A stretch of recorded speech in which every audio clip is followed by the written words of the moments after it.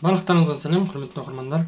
Біздің каналға қош келдіңіздер. Мен сіздерге бүгін категорияны қалай қосу керектігін айтып өтетін боламын. Яғни көп жүргізушілер сұрайды. Мен жүргізуші куәлігім бар, маған категория керек, оны қалай бастырам, қостырам деп сұрайды. Бірінші мәселе, категория қостыру үшін қараңыз, мысалы сізде Б бар делігі, С1-ді қостырғыңыз келсе, сізге ешқандай шарттың қажет жоқ. Сіз автошколада оқып, қажетті С1-де оқыды деген куәлікті аласыз да, дайындаласыз. Сол автошколада мысалы оқыған уақытта дайындаласыз ойында.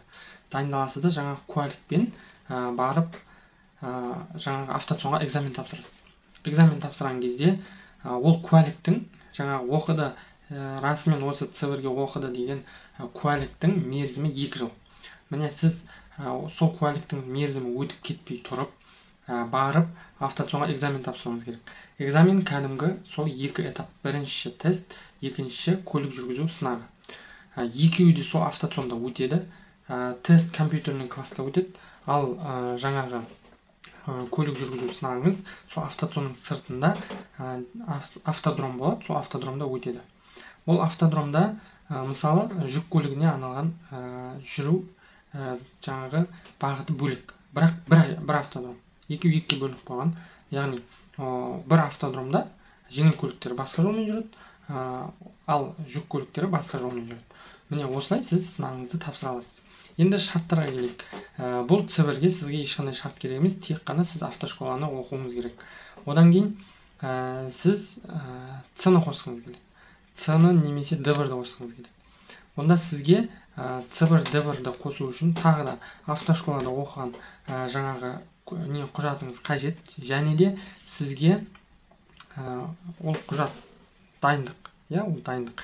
Және де сізге мысалы С, Д1-ді алу үшін сізге 3 жылдан кем емес жүргізушілік тәжірибеңіз болу керек. Одан кейін С1 санатындағы көлік құралын 1 жылдан кем емес уақытта жүргізген болуыңыз керек. Яғни сізде С1 категориясын алған уақыт сізде 1 жылдан кем болмау керек. Яғни сіз С1-ді осы қазір алсаңыз, мысалы сіз январда алдыңыз делге, 2023 январында алдыңыз, демек сіз С-ны немесе Д1-ді сіз 2024-тің январынан кейін аласыз.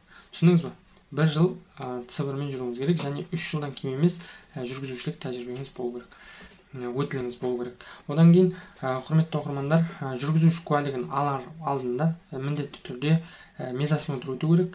Медосмотр өткеннен кейін барып жаңағы не тапсырасыз, сынақ тапсырасыз.